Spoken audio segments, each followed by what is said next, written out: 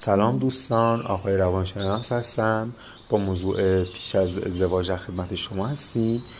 خیلی خوشحال میشم که ما رو در یوتیوب سابسکرایب کنید و یا اگر از طریق اینستاگرام یا آپارات ما رو تماشا میکنید دکمه فالو رو فشار بدید.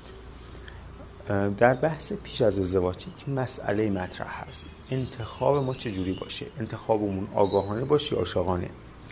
انتخاب کنیم بعد تصمیم بگیریم یا تصمیم بگیریم و بعد انتخاب بکنیم؟ یک سری از مشکلاتی که در واقع با خواستگاری‌های غیر رسمی یا به قول حالا مدرن داره این هست که قبل از اینکه شناخت صورت بگیره عشق و محبت به وجود میاد. یعنی مشکل ساز هست.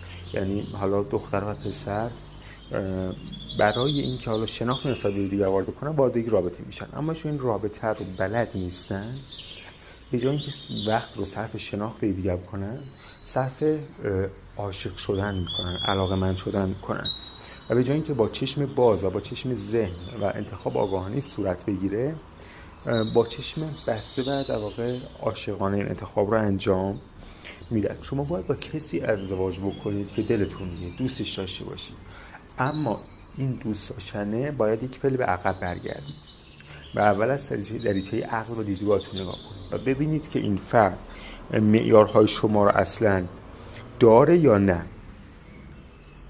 و اگر داره این رابطه رو تقویت کنید و ادامه بدید.